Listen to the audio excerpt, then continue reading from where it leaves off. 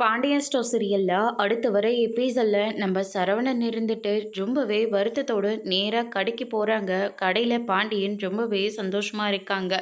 தான் வீட்டுக்கு கூடிய சீக்கிரமாகவே வாரிசு வந்துடும் அப்படின்னு சொல்லிட்டு வரவங்க போகிறவங்க எல்லாருக்கிட்டையுமே சொல்லி ரொம்பவே சந்தோஷத்தில் இருக்காங்க.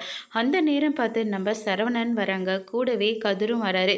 கதிரை பார்த்தோன்னே நீ ஏன்டா இங்கே வந்துட்டுருக்க அப்படின்னு சொல்லிட்டு கேட்கவும், அதுக்குள்ளே ஹாஸ்பிட்டல் போயிட்டு வந்துட்டிங்களா? டாக்டர் என்னடா சொன்னாங்க? குழந்தை நல்லா இருக்கா அப்படின்னு சொல்லிட்டு கேட்டுட்ருக்காங்க.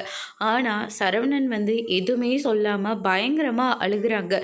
டே சரவணா, என்னடா ஆச்சு? எதுக்காகடா அழுகிற அப்படின்னு சொல்லிட்டு பாண்டியன் கேட்கவும், அதுக்கடுத்து தான் டே இவன் தான் சொல்லலை, நீயாச்சு வாய் பேசுகிறா மாப்பிள்ள அப்படின்னு சொல்லிட்டு பழனி ஒரு பக்கம் கேட்குறாங்க. அதுக்கு அடுத்து தான் பார்த்தீங்கன்னா, இவ்வளோ தூரம் கேட்குறான்ல, வாயை திறந்தா சொல்லலாம்டா அப்படின்னு சொல்லிட்டு பாண்டியனும் கேட்குறாங்க. உடனே கதிர் இருந்துட்டு ஹாஸ்பிட்டலுக்கு போனோம். அங்கே செக் பண்ணி பார்த்துட்டு அண்ணி வயிற்றுல குழந்தையே இல்லைன்னு சொல்லிட்டாங்க. அந்த டெஸ்ட் பொய் சொல்லிடுச்சான். அதனால் அவங்க கர்ப்பமாக இல்லவே இல்லை அப்படின்ற மாதிரி சொல்லிடுறாங்க. இதை கேட்டோன்னே பாண்டியன் பழனியெல்லாம் ரொம்பவே ஷாக் ஆகுறாங்க. என்னடா சொல்கிற?